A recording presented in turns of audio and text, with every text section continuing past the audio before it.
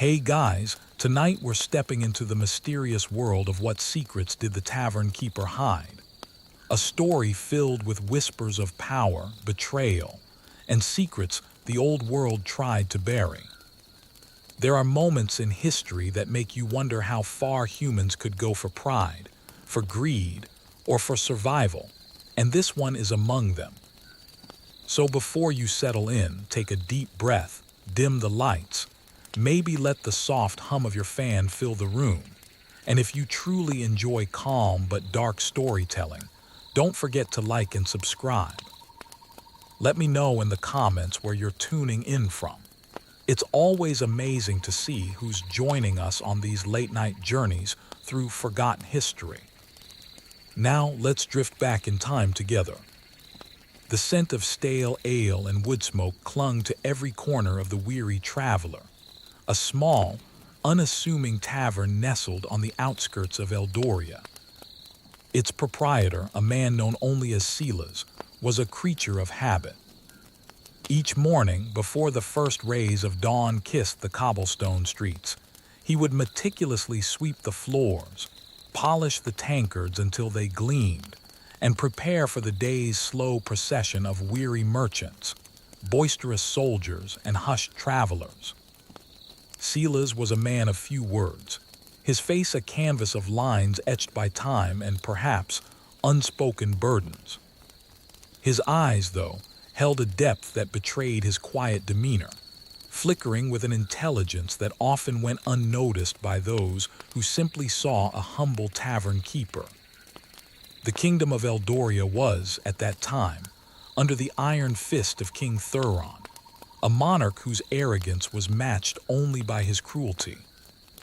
His laws were as twisted as the gnarled oaks in the forbidden forest, designed to consolidate his power and crush any flicker of dissent. One such law, freshly decreed, was the tax of whispers, demanding a heavy levy from any establishment where more than 3 people gathered and spoke of matters unrelated to trade.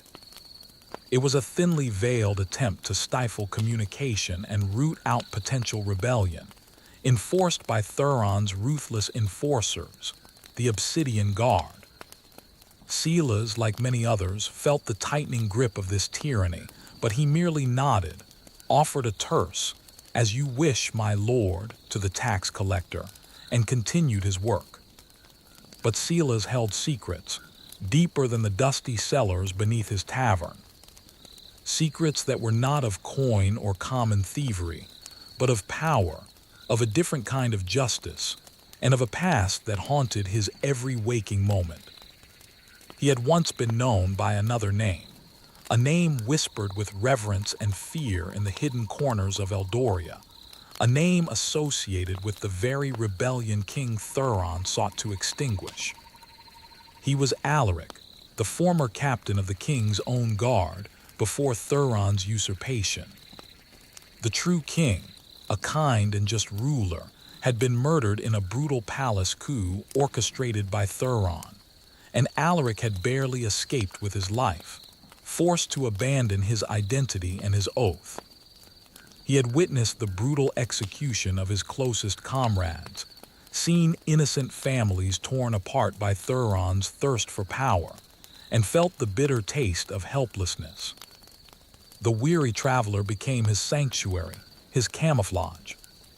He listened to the hushed conversations, the desperate pleas, the bitter complaints of the common folk, and meticulously, patiently, he began to gather information. His tavern was not just a place for drink. It was a node in a vast, unseen network, a silent conduit for intelligence. The empty ale barrels in his cellar were not always empty. Sometimes they carried encrypted messages, hidden maps, or small, precious artifacts meant for safe passage. The dusty shelves behind the bar held more than just bottles. Within their hollowed-out spines lay carefully rolled parchments detailing troop movements and royal decrees. One cold evening, a young woman, no older than 20, stumbled into the tavern, her cloak torn, her face streaked with tears and grime. She was Ilara, a peasant girl from a village recently ravaged by Thuron's soldiers, who had seized their harvest and imprisoned their men for failing to meet an impossible quota. She spoke in hushed, trembling tones of the injustice, of the starvation, of the screams that echoed through the night. Silas listened, his heart a cold knot of fury, his expression unchanging. He offered her a warm meal, a clean blanket, and a quiet corner by the fire. He asked no questions, made no promises, but his silence was a comfort, an unspoken pledge. As days turned into weeks, Ilara stayed, helping Silas with the chores, her youthful spirit slowly mending under his quiet care. She noticed things others didn't, the way Silas would carefully examine certain coin purses, the subtle nod he'd give to specific travelers, the way his eyes would linger on the faded tapestry depicting the old Eldorian crest, the true crest of the rightful king. She began to suspect there was more to Silas than met the eye, a feeling that grew stronger with each passing day. The tavern, initially a refuge, now felt like a place brimming with unspoken tension, a calm before a storm. Meanwhile, King Thuron's cruelty escalated. He enjoyed public displays of torture, using a gruesome contraption called the Iron Maiden in the town square for even minor infractions. The chilling screams echoed through Eldoria, a constant reminder of his absolute power. He had also enacted a new law of silence, forbidding any public gathering where dissenting opinions were voiced, punishable by immediate imprisonment and forced labor in the dreaded salt mines. The nobles, once proud and influential, now cowered in their estates, fearing Thuron's capricious wrath. Even Queen Isolde, a woman of refined beauty and sharp intellect, was a prisoner in her own palace, her every move monitored by Thuron's spies, her every word a careful calculation. She too held a secret, a quiet rebellion brewing within her heart, fueled by the injustices she witnessed and the true love she had for the murdered king. One afternoon, a lavishly dressed nobleman, Lord Valerius, entered the weary traveler. He was known to be a sycophant of Thuron, a man who profited from the king's tyranny, his face a perpetual sneer. He demanded the finest wine, the warmest fire, and dismissed Silas with a flick of his wrist. But Valerius was not there for leisure. He was there to inspect the tavern, to sniff out any hint of disloyalty. He began to question Silas, his voice dripping with condescension. "Tell me, tavern keeper, do you hear much talk of the king's glorious reign in these parts? Or perhaps whispers of discontent?" Silas, ever the stoic, simply replied, "My lord, the patrons here speak only of their travels, their trade, and their thirst. Politics are not a topic we entertain." Valerius smirked, unconvinced, his eyes darting around the room, scrutinizing every face, every shadow. Ilara, watching from the kitchen, felt a chill creep down her spine. She saw a flicker of something in Silas's eyes then, something cold and dangerous, a look that was far removed from the humble tavern keeper she knew. That night, after the last patron had departed, Silas descended into the cellar. Ilara, unable to sleep, followed him, her curiosity overcoming her fear. She watched as he moved a seemingly immovable stack of barrels, revealing a hidden passage, dimly lit by a flickering lantern. Inside, it was not a typical storage space. There were maps spread across a rough-hewn table, coded messages pinned to the stone walls, and a small arsenal of polished, well-maintained weapons. And at the center of it all, a gathering of hushed figures, their faces obscured by shadows, their voices low and urgent. Silas, now Alaric, stood before them, his posture commanding, his voice firm. "The time is drawing near," he said. "Valerius's visit confirms Thuron's paranoia. He suspects a growing resistance. We must move quickly." Ilara gasped, her hand flying to her mouth. This was not a tavern keeper. This was a leader, a strategist, a man preparing for war. She recognized some of the faces in the shadows: a disgraced knight, a disillusioned scholar, a former royal guard who had vanished years ago. They were the remnants of the true king's loyalists, the forgotten heroes, now bound by a common cause: to overthrow King Thuron and restore Eldoria to its rightful glory. Alaric revealed the true extent of his network. The weary traveler was just one of many such safe houses, each operating under the guise of a mundane business. The merchants who frequented his tavern were not just traders. They were couriers, carrying vital information across the kingdom. The quiet travelers were not just seeking shelter. They were agents, gathering intelligence, spreading messages of hope and resistance. The tax of whispers had, ironically, become a tool for the rebellion. People, forced to be silent in public, found their voices in the clandestine network Alaric had built, their whispers becoming a powerful, unified roar. The moral dilemma was stark. To act meant risking everything, not just their lives, but the lives of everyone involved. To do nothing meant succumbing to Thuron's tyranny, watching Eldoria wither under his cruel reign. The decision was made to strike during the annual harvest festival, a time when the king and his court would be most vulnerable, immersed in celebration and complacency. The plan was intricate, involving coordinated movements across several towns, a distraction at the palace gates, and a direct assault on the throne room. Alaric knew the risks, but the weight of Eldoria's suffering, the memory of his fallen king, fueled his resolve. Ilara, having witnessed the meeting, was now a part of their secret. Alaric, seeing her courage and intelligence, entrusted her with a crucial task: to deliver a coded message to Queen Isolde. The queen, though imprisoned by Thuron, had secretly been sending out feelers, seeking aid, yearning for a way to depose her monstrous husband. Ilara, with her innocent demeanor, could slip past the guards relatively unnoticed. She was given a false-bottomed basket of apples, a seemingly innocuous gift for the queen, but hidden within were the instructions for their uprising. The journey to the palace was fraught with danger. The Obsidian Guard patrolled the streets relentlessly, their black cloaks a constant shadow of fear. Ilara, clutching her basket, walked with a purposeful stride, her heart pounding a frantic rhythm against her ribs.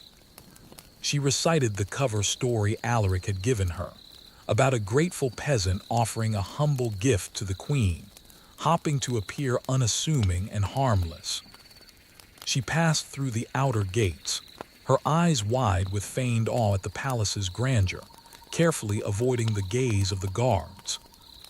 Reaching the inner court, she was stopped by a stern-faced captain of the Obsidian Guard, Sir Kale. He eyed her suspiciously, his hand resting on the hilt of his sword.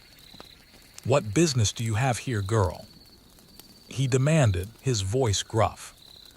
Ilara, remembering Alaric's advice to be polite but firm, curtsied deeply. "My lord, I am but a humble peasant, bearing a small offering for the gracious Queen Isolde, in hopes of her favor for my village after the recent hardships." Kale narrowed his eyes, clearly unconvinced, but the queen's name, coupled with her innocent appearance, gave him pause. He eventually allowed her to pass, but not without a warning glance. Inside the palace, the air was thick with tension, despite the outward facade of opulent calm. Isolde, a pale silhouette by her window, looked utterly despairing. When Ilara was ushered into her chambers, The queen initially dismissed her as another hopeful supplicant. But as Alara knelt and presented the basket, she discreetly tapped a specific apple twice. Isolde, recognizing the subtle signal from a coded communication she had previously established with the resistance, understood.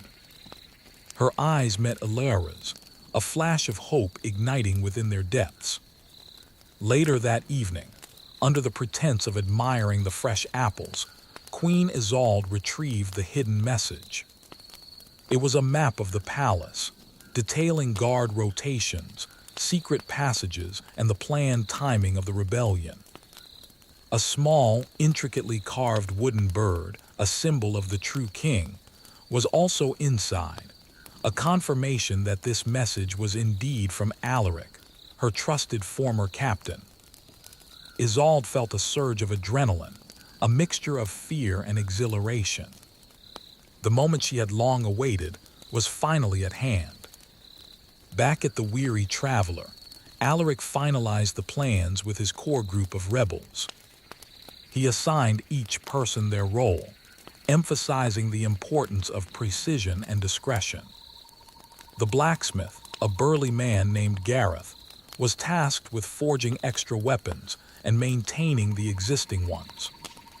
The scholar, Master Thuron, no relation to the king, a point of constant irritation for him, meticulously copied and disseminated information. And the disgraced knight, Sir Gideon, once a celebrated warrior, now a shadow of his former self, was to lead the assault on the throne room. The night of the harvest festival arrived, cloaked in a deceptive gaiety.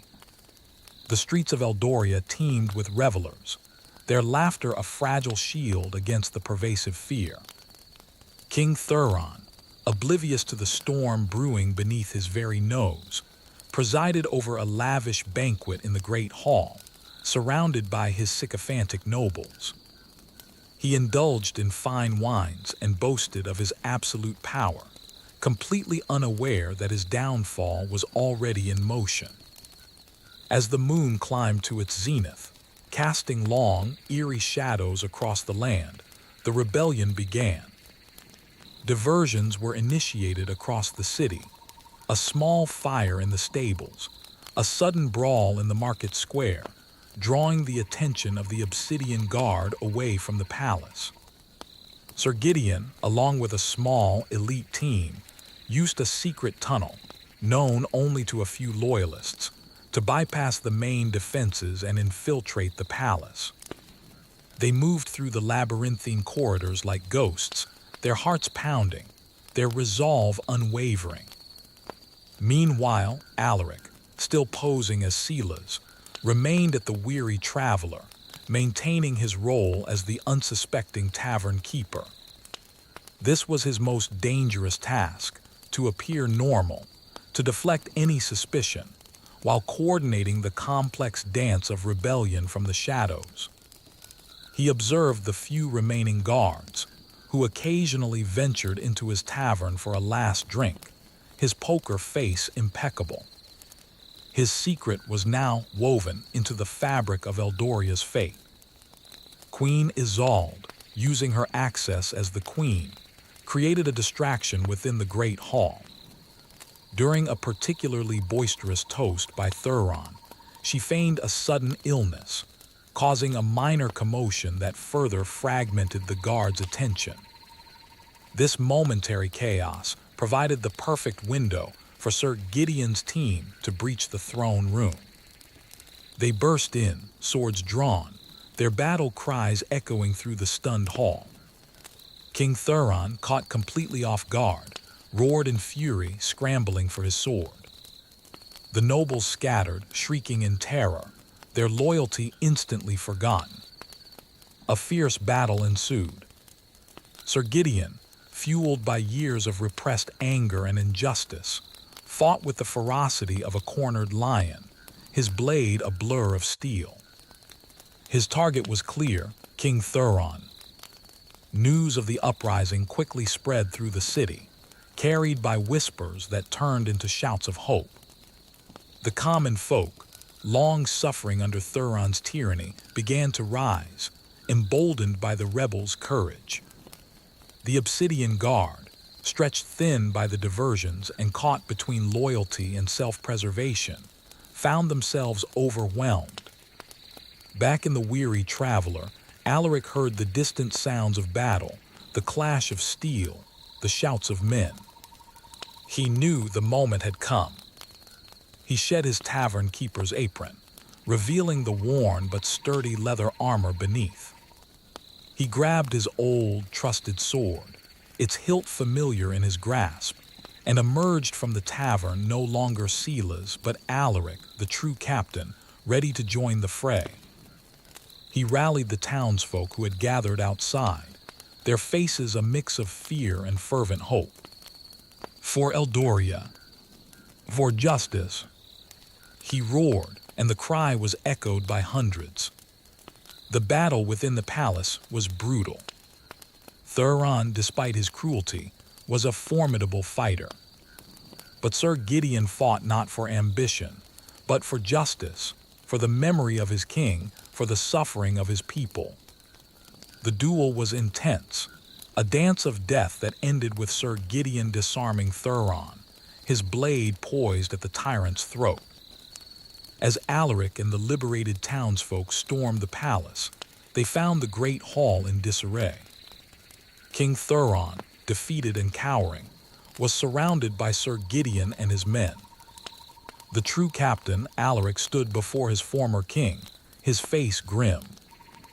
"Your reign of terror ends now, Thuron," he declared, his voice resonating with years of suppressed rage and sorrow. Thuron, stripped of his power, his arrogance shattered, could only glare, his eyes burning with impotent fury. He was swiftly taken into custody, to face judgment for his countless atrocities. Queen Isolde, her face tear-streaked but radiant with relief, embraced Alaric, a silent acknowledgement of their shared struggle and victory. The dawn broke over Eldoria, painting the sky with hues of gold and rose, a stark contrast to the darkness that had consumed the kingdom for so long. The people rejoiced, their cheers echoing through the streets, free at last from the shadow of tyranny. Alaric, once the humble tavern keeper, now stood as a hero, a symbol of hope and justice. He did not seek the throne, for his loyalty lay with the true royal line, the memory of his murdered king, whose young heir, a distant cousin, would soon be brought forth to claim his rightful place. The secrets of the weary traveler were finally laid bare, not as acts of betrayal, but as threads of courage and resistance. Silas, the quiet tavern keeper, had been the silent architect of Eldoria's liberation, a man who chose anonymity to serve a greater purpose. He showed that even in the darkest of times, hope can be nurtured in the most unexpected places, and that true power lies not in tyranny, but in the unwavering spirit of those who fight for justice. The old world learned a harsh lesson about arrogance and cruelty, and the new world understood that even the humblest among them could hold the key to a kingdom's salvation. The moral of this tale, whispered through generations, was clear. Absolute power corrupts absolutely, and those who wield it with cruelty are destined to fall. But more importantly, it taught that courage, even disguised in a quiet life, can ignite a revolution, and that compassion, when nurtured in secret, can lead to the downfall of arrogant rulers. It reminded everyone that justice, though often delayed, will eventually prevail, brought forth by the quiet heroes who dare to hide secrets for the greater good. And sometimes, the most dangerous man in the kingdom is not the one with the loudest voice, but the one who listens, observes, and patiently waits, a silent guardian of forgotten ideals, a humble tavern keeper with a sword hidden beneath his apron. The echoes of celebration eventually subsided, replaced by the quiet hum of a kingdom beginning to heal. Alaric, though revered, remained true to his nature. He oversaw the immediate aftermath of the uprising, ensuring that King Thuron and his most loyal, cruel advisors faced a just trial, which was held publicly in the revitalized town square, a stark contrast to the hidden tortures of the past. The people of Eldoria, gathered in throngs, witnessed the former tyrant stripped of all dignity, his arrogant sneer finally replaced by genuine fear. He was sentenced to a lifetime of labor in the very salt mines, where countless innocents had suffered under his rule, a poetic justice that resonated deeply with the populace. Queen Isolde, demonstrating wisdom and grace, played a crucial role in the transition. She ensured that the new king, the young cousin from a distant province, was swiftly brought to Eldoria and prepared for his duties. Her own influence was instrumental in mending the fractured court, using her diplomatic skills to unite the wary nobles and guide them towards a future of cooperation rather than subservience. She insisted that Alaric, the architect of their freedom, be given a position of honor and authority, but Alaric, after much deliberation, gently declined. His true calling, he realized, was not in the grand halls of power, but in the quiet guardianship of justice. He helped establish a new council of advisors for the young king, ensuring that diverse voices from all strata of Eldorian society were heard, a stark departure from Thuron's despotic rule. He personally championed the creation of fair laws, advocating for the rights of peasants and merchants, ensuring that the abuses of the past would not be repeated.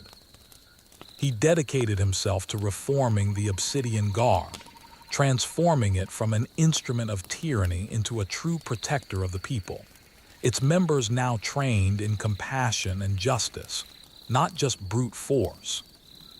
The weary traveler, his beloved tavern, was renovated, no longer a place of hidden rebellion, but a vibrant hub of open discussion and camaraderie. Silas, as he preferred to be called by most, remained its proprietor.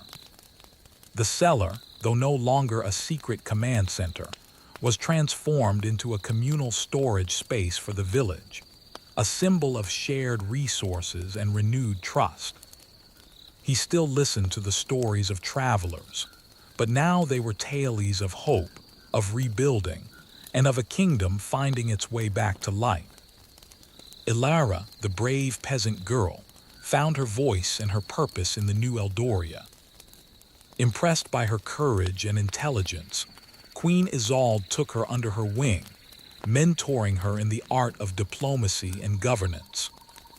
Ilara, once a symbol of the suffering under Thuron, became a symbol of Eldoria's resilience and future. She eventually rose to become a trusted advisor to the young king, her empathy and first-hand experience of injustice making her an invaluable asset in shaping a more equitable society. Sir Gideon, the disgraced knight, found redemption on the battlefield and in the subsequent peace. He was reinstated to his former honor, leading the reformed royal guard with integrity and a deep understanding of the cost of tyranny. He taught the new recruits that true strength lay not in blind obedience, but in upholding justice and protecting the innocent. His scars, once badges of his personal shame, became marks of his unwavering commitment to Eldoria. Gareth the blacksmith continued to forge, but now his hammer rang with the rhythm of creation, not just preparation for war. He crafted tools, repaired farm equipment, and even made beautiful decorative ironwork for the renewed palace, each piece a testament to the kingdom's recovery.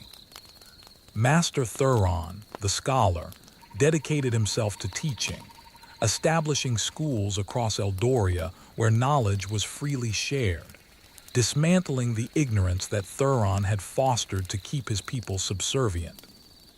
Years passed, and Eldoria flourished under its new, just rule. The memory of King Thuron's cruelty faded into cautionary tales, used to teach children the dangers of unchecked power. The story of Silas, the quiet tavern keeper with a secret, became a legend, whispered around crackling hearths on cold nights. It was a reminder that heroes often walked among them, unassuming and humble, their strength hidden beneath layers of everyday life. Silas, now an old man, still tended his tavern, his eyes still holding that deep, knowing spark. He watched generations grow up in freedom, saw the laughter of children untainted by fear, and felt a profound sense of peace. His secrets had not been about personal gain or power, but about the profound responsibility to protect a people and a kingdom from utter darkness. He had sacrificed his identity, endured the loneliness of his hidden life, all to pave the way for a better future. His quiet wisdom became a source of guidance for the young king and his advisors, a living embodiment of the lessons learned from the kingdom's darkest hour.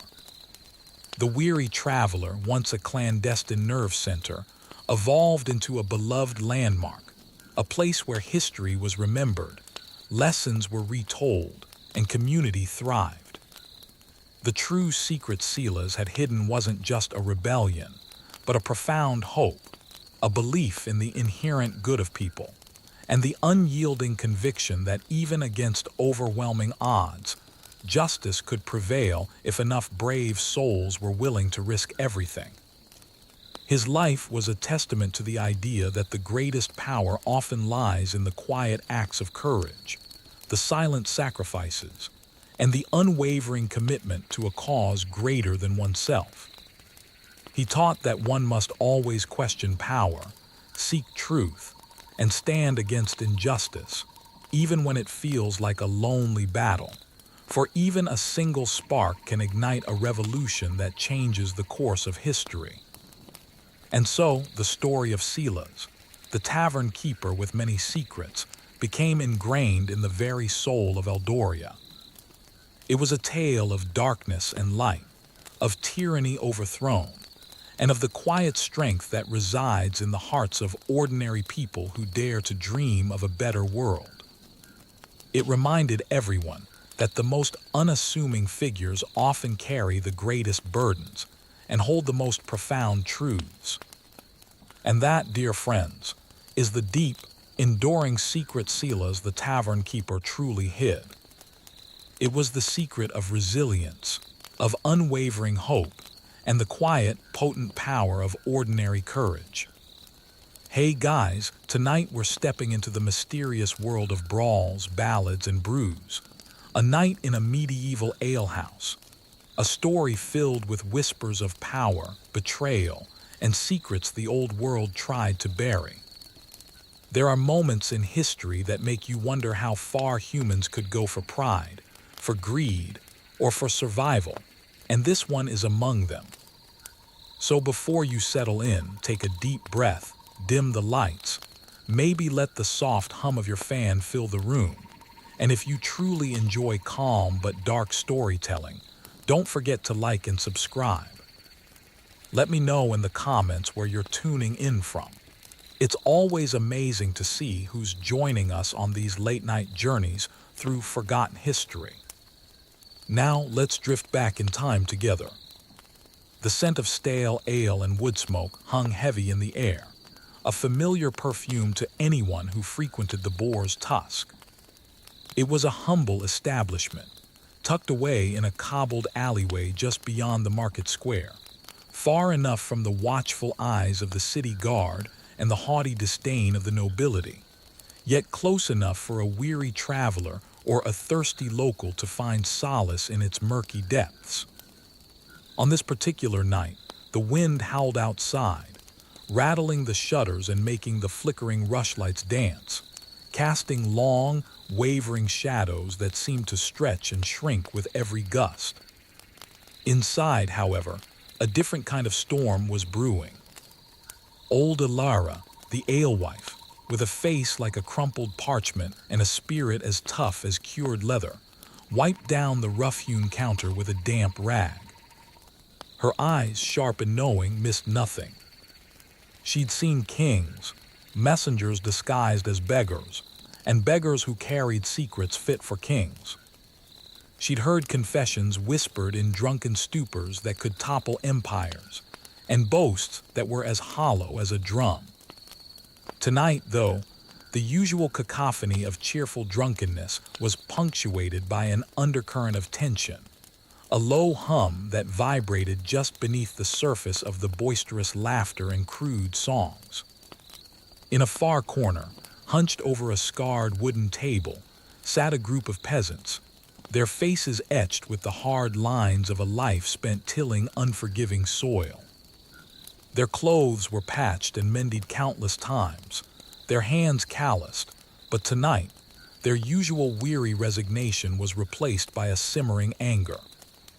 They spoke in low tones, their words punctuated by frustrated sighs and the occasional thud of a fist on the table. The king's new decree, a brutal tax on all grain, had stripped them bare, leaving them with little more than the clothes on their backs and the bitter taste of injustice in their mouths. One of them, a young man named Finn, barely out of his teens, with a fiery glint in his eyes, slammed his tankard down. "It's not right, I tell you." Lord Valerius, sitting in his gilded castle, feasting on roasted boar while our children starve. He laughs at our plight, I saw him. He rode through the village with his hounds, barely sparing a glance at the empty market stalls. His voice, though hushed, carried a tremor of indignation that resonated with his companions. Across the room, near the warmth of the roaring hearth, sat a solitary figure, cloaked and hooded, seemingly lost in thought.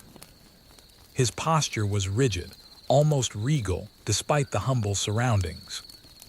He nursed a single mug of watered-down wine, his gaze fixed on the dancing flames, yet his ears were undeniably tuned to the murmurs of the alehouse. This was Sir Caelan, a knight in service to King Thuron, though his presence here in such a common establishment was highly unusual. Knights rarely mingled with common folk, and never without their retinue. Tonight, however, he was alone, a silent sentinel in the shadowy corners of the boar's tusk. Suddenly, the heavy oak door creaked open, admitting a blast of frigid air and a new patron. This was Gareth, a merchant known for his cunning and his tendency to dabble in the black market. He was a portly man, dressed in finer clothes than the peasants, though still far from the silks and velvets of the nobility. He moved with an air of self-importance, his eyes darting around the room, assessing, calculating.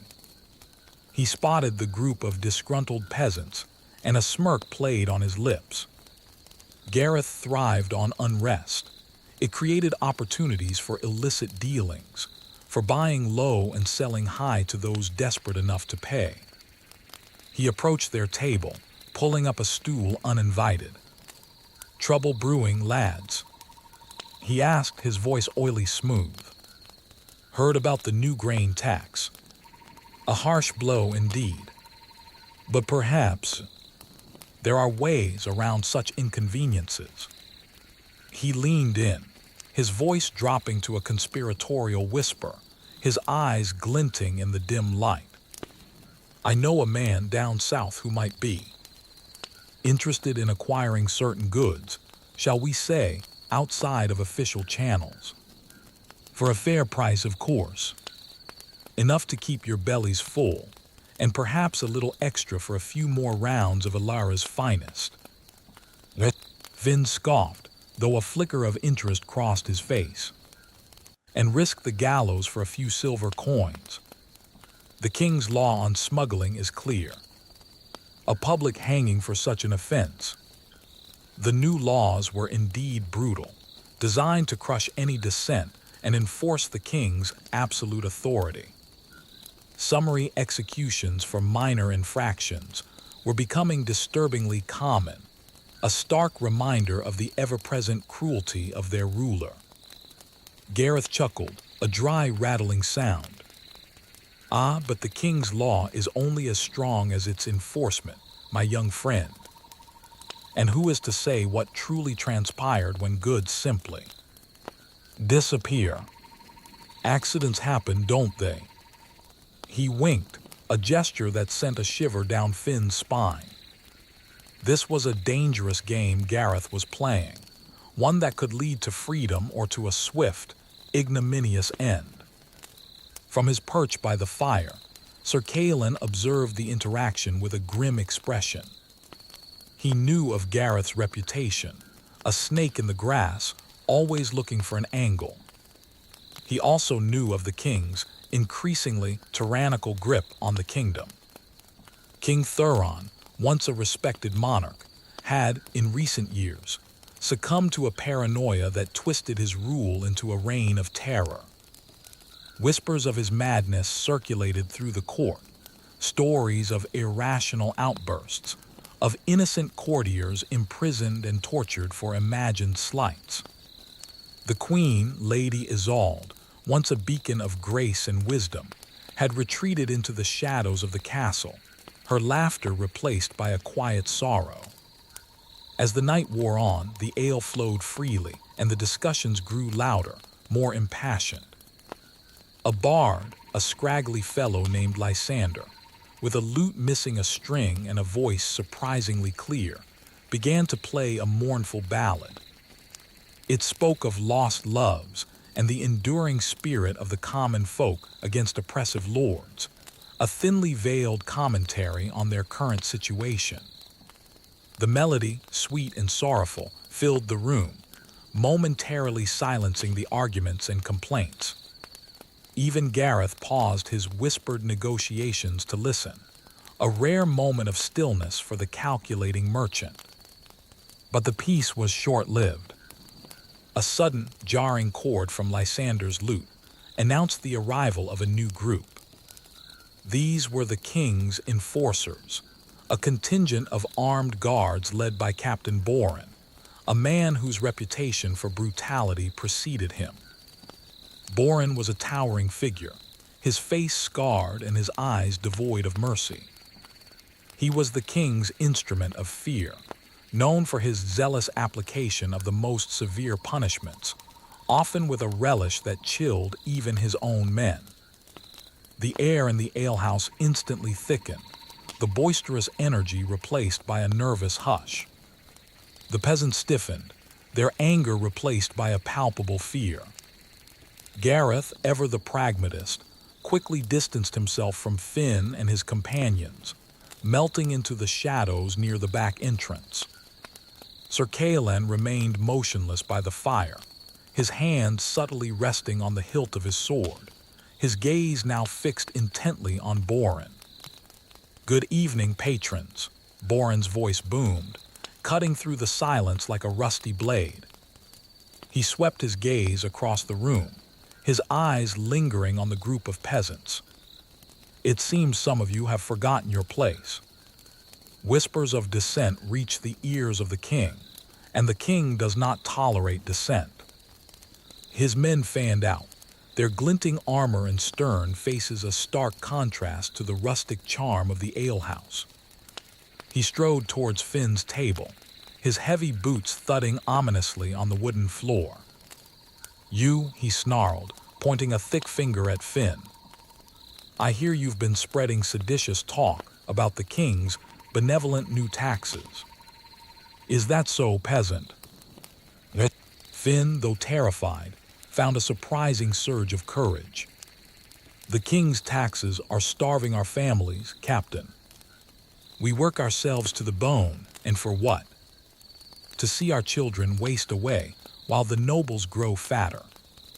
His voice, though trembling, held a defiant edge. Boren's eyes narrowed, a cruel smile spreading across his face. "Insolence! You dare to question the king's wisdom. The law is clear.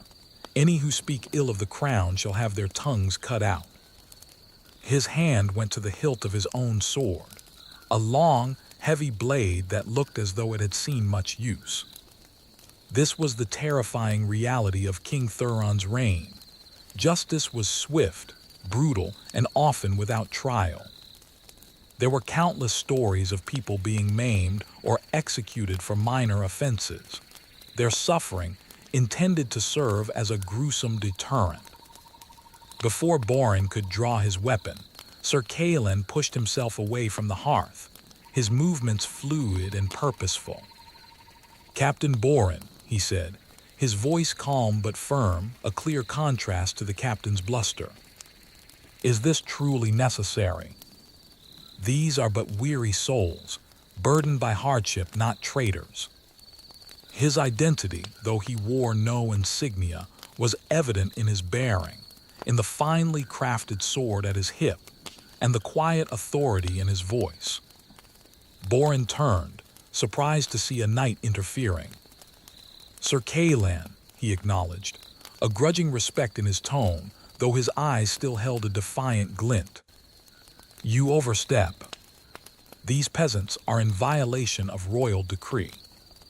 They sow seeds of rebellion." "Rebellion," Kalen countered, a hint of steel entering his voice. "Or merely desperation. Perhaps a gentler hand, a listening ear, would serve the crown better than threats and terror."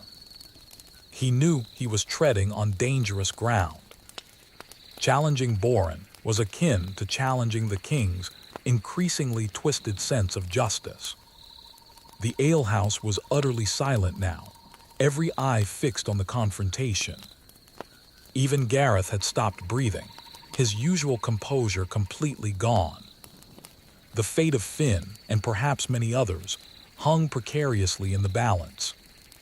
Ilara, clutching a wooden ladle, watched with a stoic expression, ready for whatever chaos was about to erupt. Borin's face flushed with anger. "Are you questioning my methods, Sir Kalen? Are you suggesting the king's justice is flawed?" His hand tightened on his sword. Even a knight can fall afoul of the king's wrath, especially one who champions rabble-rousers. The implied threat hung heavy in the air. King Thuron had, in his paranoid state, executed many loyal subjects, often on the flimsiest of pretexts, fueled by suspicion and whispered accusations from sycophants.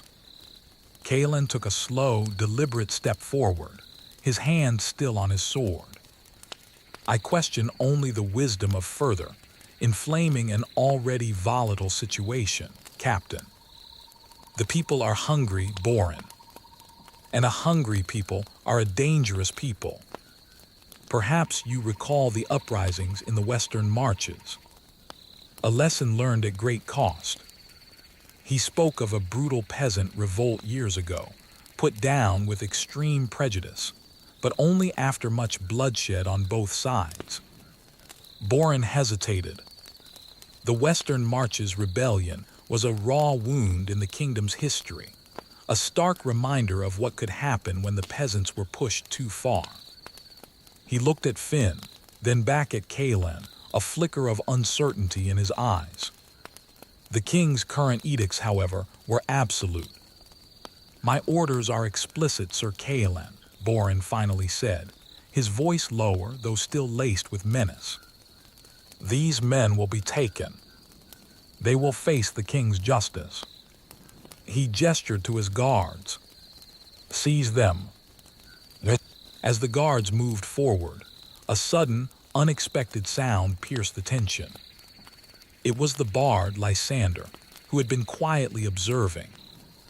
He strummed a defiant, powerful chord on his lute and began to sing, his voice ringing through the alehouse, strong and clear. It was a new ballad, one not yet heard, a tale of a tyrannical king whose reign was brought to ruin by the very people he oppressed. He sang of courage in the face of cruelty, of the light of hope that could not be extinguished by darkness. The lyrics were pointed, thinly veiled criticisms of King Thuron and his brutal rule, yet they were delivered with such poetic grace that for a moment, Even Borin and his guards seemed mesmerized. The peasants, emboldened by the bard's song, straightened their backs. A spark of defiance rekindled in their eyes. This was the power of art, a subtle form of rebellion that could stir the hearts of men more effectively than any sword. Borin, however, quickly snapped out of his daze. "Silence, you fool!" he roared at Lysander. "Such seditious songs will earn you a trip to the dungeons and a very personal conversation with the king's interrogators."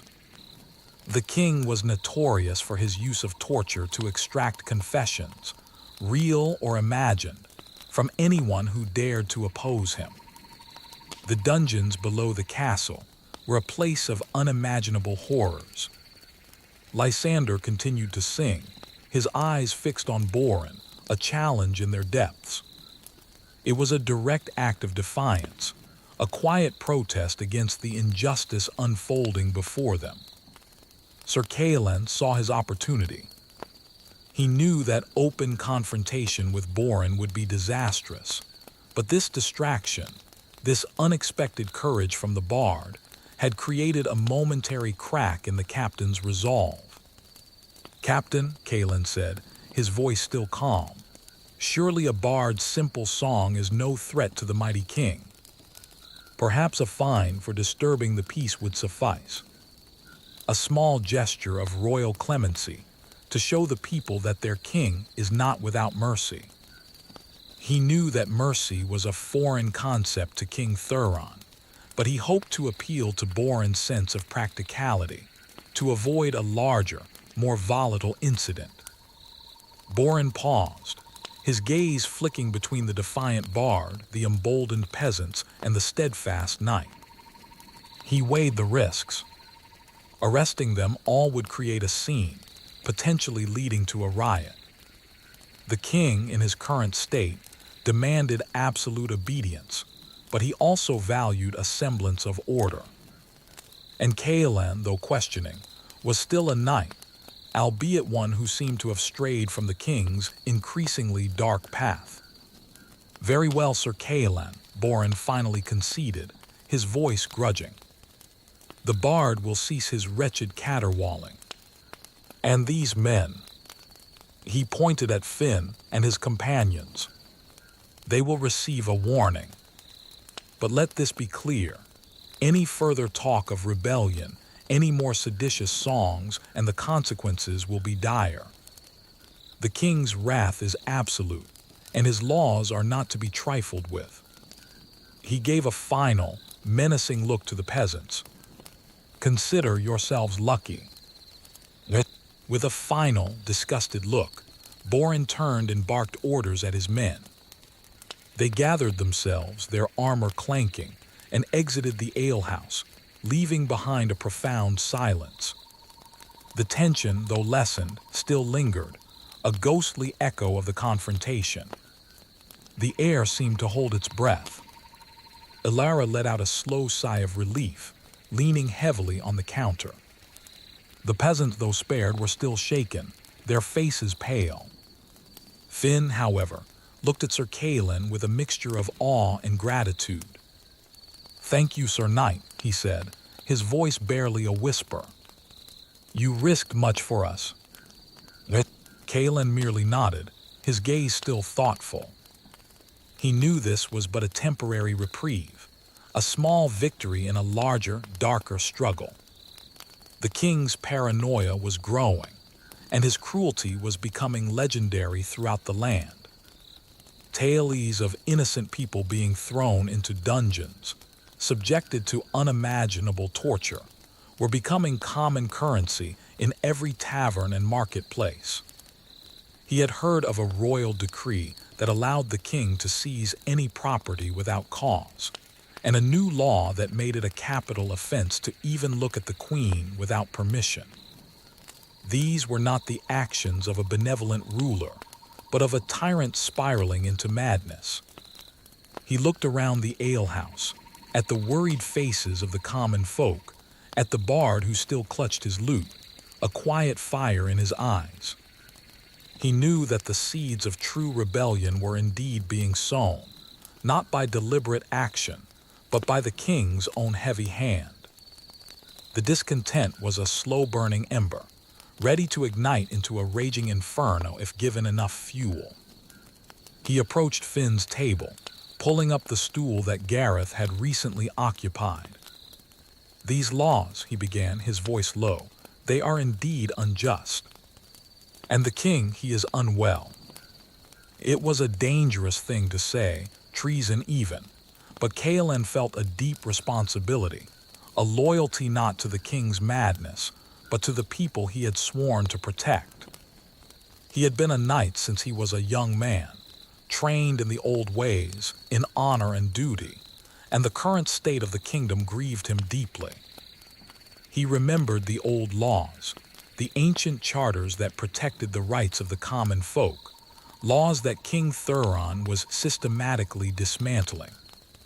Finn looked at him, his eyes wide. "Unwell, Sir Knight.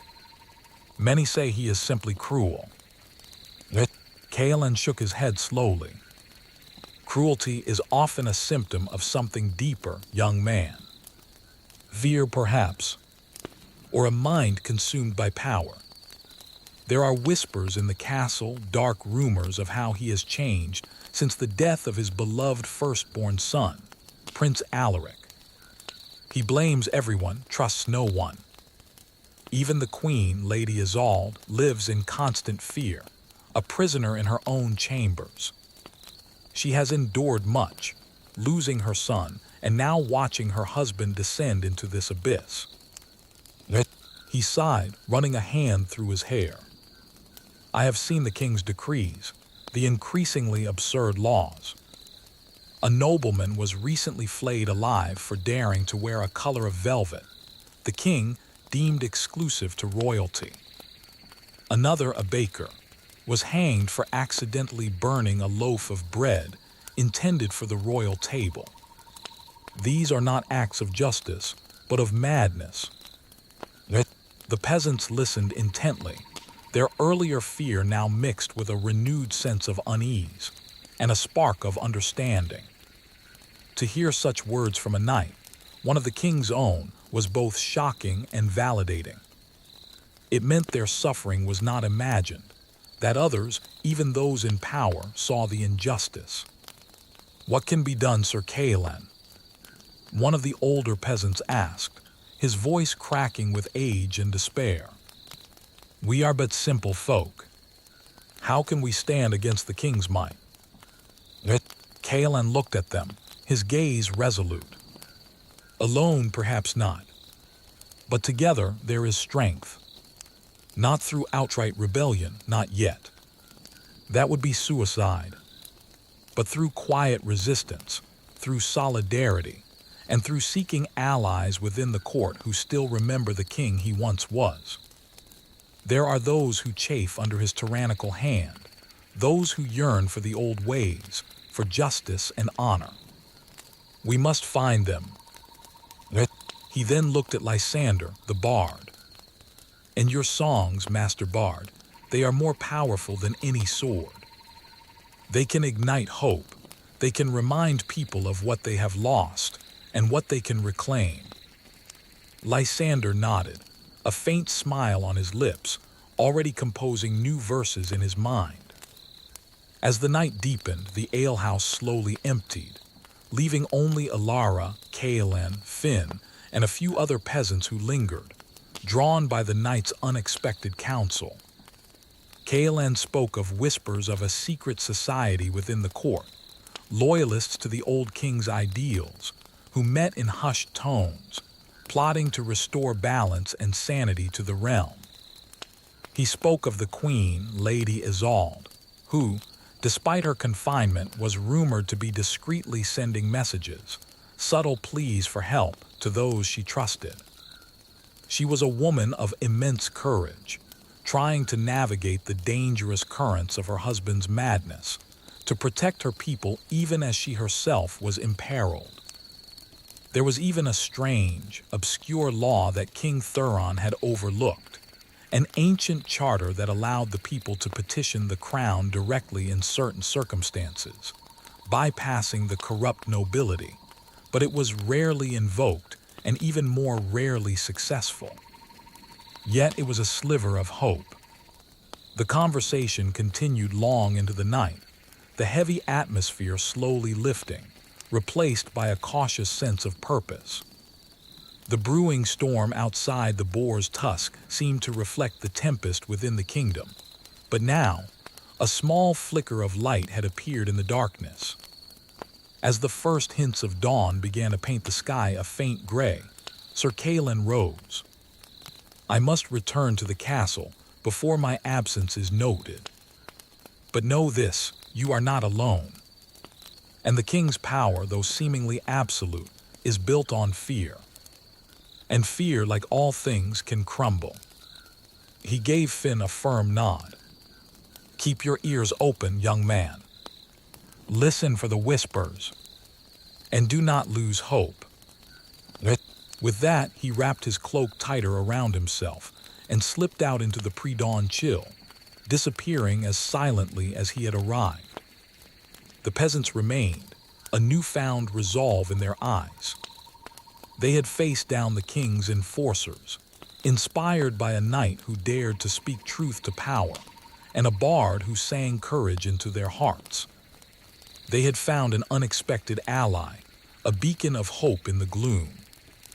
In the days and weeks that followed, the murmurs of discontent in the kingdom did not cease. Instead, they grew bolder, fueled by the memory of that night at the boar's tusk. Lysander the bard traveled from village to village, singing his new ballads, subtly weaving in tales of courage and resistance, of the king's ever-increasing madness and the brave knight who dared to challenge injustice. His songs became anthems of quiet defiance, spreading hope like wildfire through the downtrodden populace. The story of Sir Calin and his brave intervention spread too, whispered from ear to ear, transforming him into a legendary figure, a symbol of hope for the oppressed. Sir Calin, meanwhile, worked tirelessly within the castle walls. He quietly sought out those disillusioned nobles and courtiers, forming a clandestine network of resistance. He gathered evidence of King Thuron's cruelest acts, the illegal confiscation of lands, the unjust imprisonments, the torture, and the numerous executions, compiling a damning dossier. He even managed to establish a secret line of communication with Queen Isolde, who, confined to her chambers, confirmed the king's deteriorating mental state and provided crucial intelligence on his erratic decisions. She spoke of the king's irrational fears, his belief that everyone was plotting against him, which had led to the bizarre laws and the terrible abuses of power. He had even, in one fit of rage, decreed that all mirrors in the castle be smashed, believing they harbored malevolent spirits. This was the extent of his madness. The climax arrived on the king's name day, a grand celebration where Thuron planned to announce yet another draconian law, a universal draft of all young men into his increasingly brutal army, even those who were sick or infirm, under threat of execution for refusal. This was the final straw, a decree that would break the back of the kingdom and leave families utterly destitute. As the king stood on the royal balcony, addressing the assembled masses in the castle courtyard, a figure emerged from the crowd. It was Lysander, the bard, no longer scraggly, but clad in a simple, clean tunic, his lute clutched in his hand.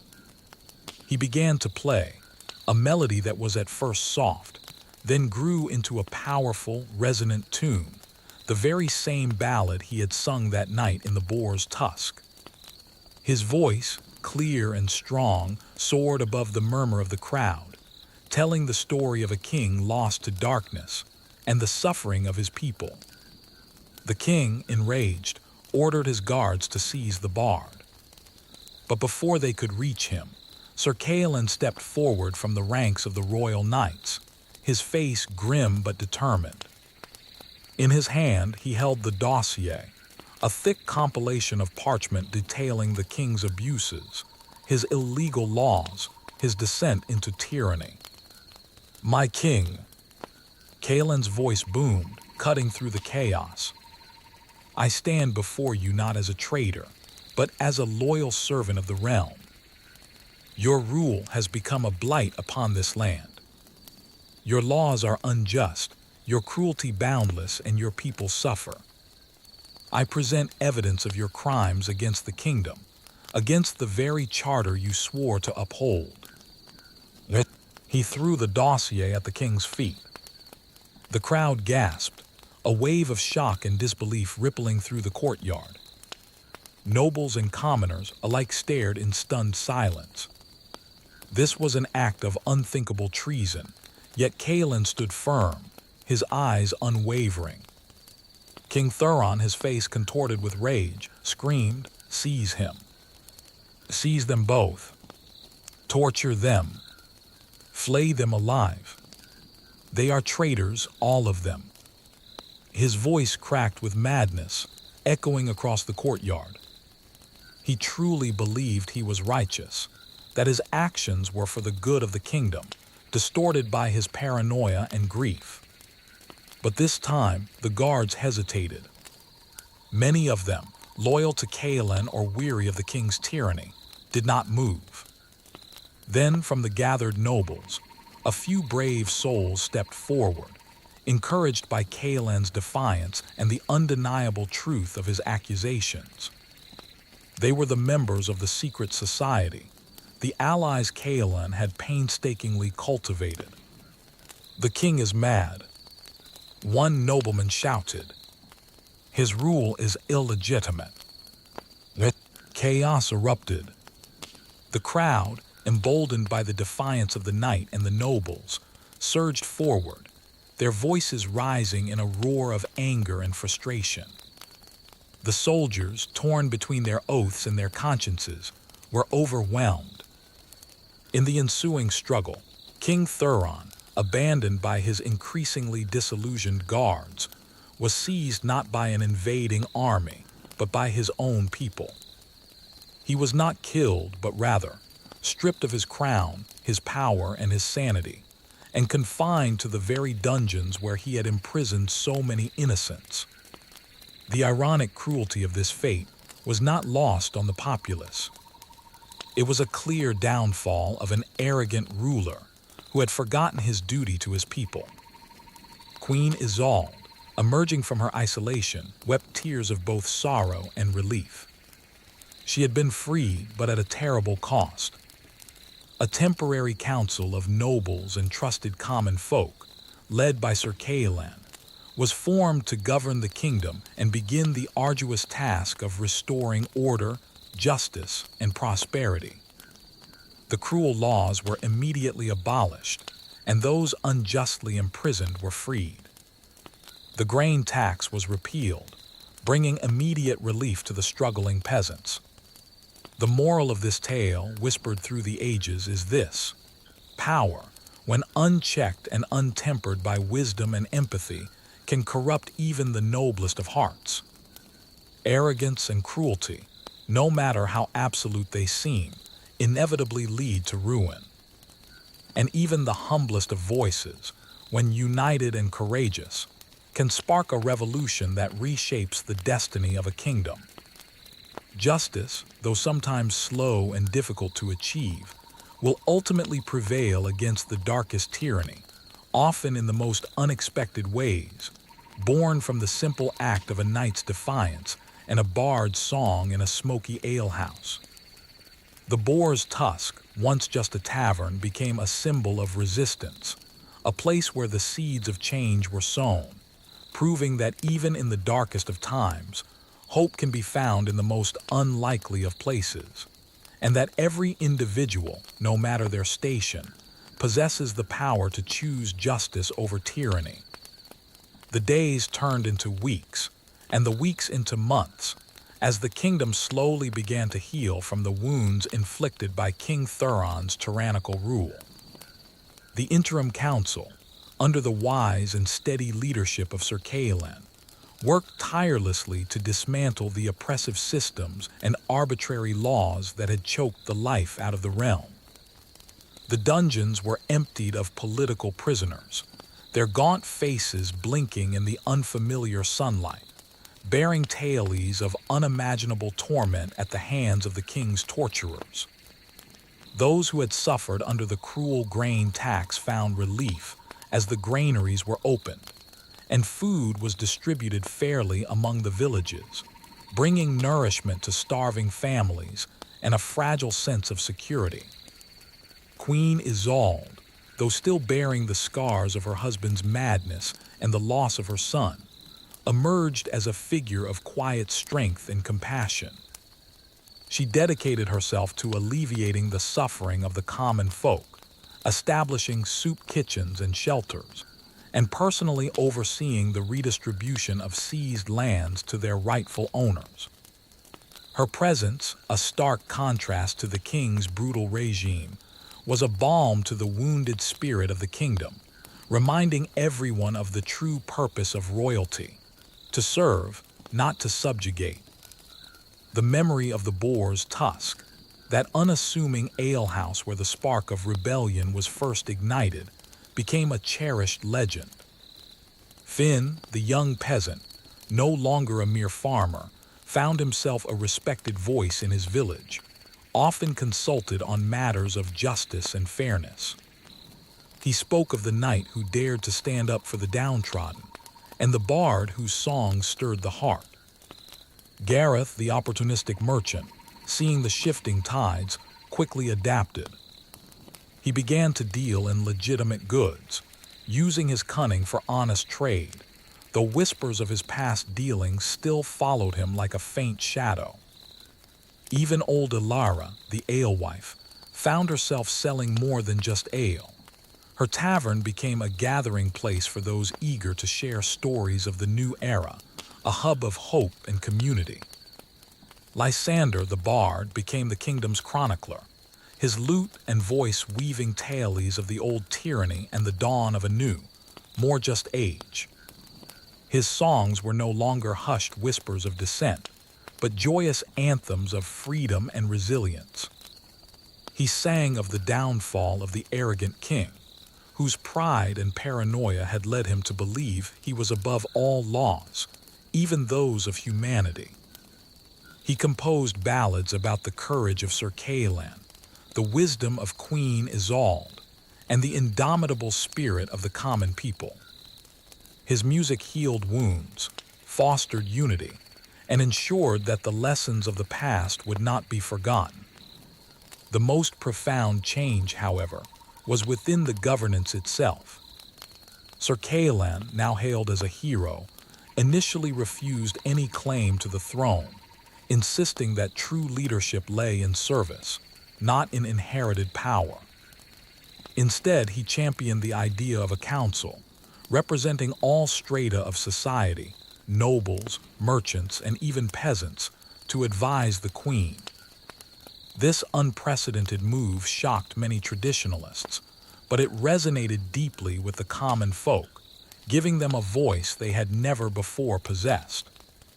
This new system was revolutionary, a direct outcome of the abuses suffered under Thuron's absolute rule, ensuring that no single individual could wield such unchecked power again. The process of rebuilding was slow and arduous. The kingdom had been bled dry, its people traumatized. There were still pockets of resistance from those who had benefited from Thuron's tyranny, or those who clung to the old ways of absolute monarchical power. But the spirit of the people had been rekindled. They had witnessed the downfall of an arrogant ruler, seen that cruelty and injustice, no matter how deeply entrenched, could be overcome. They learned that the strength of a kingdom lay not in the might of its king, but in the collective will and well-being of its people. One sunny afternoon, months after Thuron's downfall, Sir Calin stood on the battlements of the castle, gazing out at the verdant fields and the distant villages. Queen Isolde joined him, her expression serene. "The realm breathes again, Sir Calin," she said softly, a gentle breeze rustling her hair. "Thanks to you, and to the courage of so many others." Calin turned to her, a faint smile on his lips. "It was not I alone, Your Majesty. It was the collective despair that became collective hope. It was the simple truth spoken in a smoky alehouse, and a bard's song that dared to challenge tyranny." He remembered the look in Finn's eyes, the quiet defiance of Alara, and the unwavering courage of Lysander. These were the true heroes, the unsung champions of the realm. The kingdom, now free from the grip of a mad king, began to flourish anew. Laws were established that protected the rights of all citizens, regardless of their birth. Education was promoted, fostering a generation that valued reason and justice over blind obedience. The old, obscure law that King Thuron had overlooked, the ancient charter allowing citizens to petition the crown directly, was revitalized and formalized, becoming a cornerstone of the new governance, a testament to the power of the people's voice. The moral, echoing through time, was clear and resounding. The greatest power lies not in the hands of a king, but in the hearts of the people. When those in power forget their duty, when arrogance blinds them to the suffering of their subjects, their reign is doomed to crumble. And when the voice of the common person is stifled, when justice is denied, even the smallest spark of defiance, a shared ale in a tavern, a whispered ballad, can ignite a fire that purifies a kingdom and restores its soul. The story of King Thuron served as a grim reminder that cruelty and tyranny are ultimately self-destructive, and that the true measure of a ruler lies in the welfare and happiness of their subjects, not in their ability to impose fear. The future of the kingdom, while still uncertain, was now built on a foundation of hope, justice, and the enduring spirit of its people. The tale of Brawls, Ballads, and Brews, born from a single night in a medieval alehouse, taught a timeless lesson about the fragility of power and the unbreakable strength of unity. It was a story that would be told for generations, a cautionary fable for future rulers, and an inspiring testament to the resilience of the human spirit.